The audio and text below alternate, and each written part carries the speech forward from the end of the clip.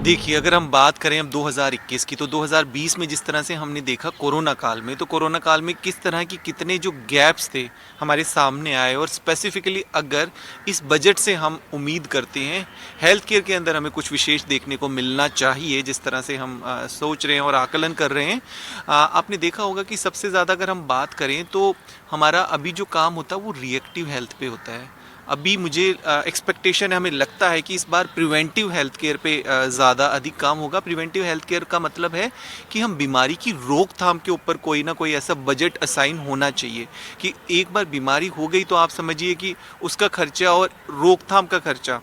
में बहुत फ़र्क है। तो ज़्यादातर मुझे लगता है इसमें प्रिवेंटिव हेल्थ के ऊपर एक विशेष बजट असाइन होना चाहिए, पहली बात। और दूसरी बात हम देखें कि जिस तरह से रिसर्च एंड डेवलपमेंट पे के जो एक डिपार्टमेंट है, रिसर्च एंड डेवलपमेंट, जिस तरह से हमारे वैज्ञानिक और साइंटिस्ट और फार्मा कंपनीज़ में जिस तरह से रिसर्च एंड डेवलपमेंट होती है, उस सेगमेंट को भी कुछ सुविधाएं और उपलब्ध कराई जानी चाहिए ताकि हम रिसर्च के क्षेत्र में भी और अधिक काम कर सकें। वो चाहे कोरोना की वैक्सीन हो या कोरोना से संबंधित टेस्टिंग या और भी कुछ जो भी हमारी हेल्थ केयर जो डायग्नोस्टिक में हो या आपके फार्मा में हो, उनको सपोर्ट करें। इसके अलावा हम देख सकते हैं कि हमारा जो रूरल एरिया है, हमारा जो गांव का एरिया है, एक अर्बन एरिया, आपका एक रूरल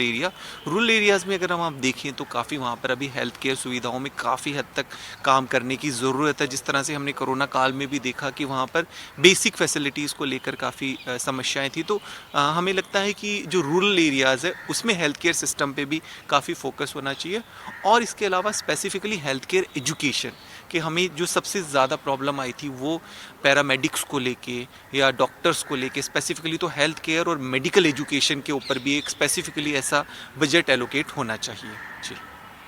जी बिल्कुल, जैसा कि हम बात कर रहे हैं कि हमारे जो मैन्युफैक्चरिंग यूनिट है, हेल्थ केयर मैन्युफैक्चरिंग यूनिट, उसमें स्पेसिफिकली जो इक्विपमेंट है, जो वो हमारे उन यूनिट्स को भी बजट के अंदर शामिल करना चाहिए और उनको भी कुछ इस तरह के बेनिफिट्स देनी चाहिए कि उनको प्रोत्साहन मिले कि जो मेक इन इंडिया कैंपेन है वो और भी ज़्यादा अधिक तरीके से सक्सेसफुल रहे और अच्छी तरीके से चले। और इसके अलावा भी कुछ और हमारी डायग्नोस्टिक में टेस्टिंग से संबंधित किट्स है, उन सब की मैन्युफैक्चरिंग भी इधर होनी चाहिए। और जिस तरह से अभी हम स्वदेशी वैक्सीन हमारी जो मैन्युफैक्चर हो ही रही है, इस तरह से और भी आगे आने वाले समय में उनको हमें बढ़ावा देना चाहिए।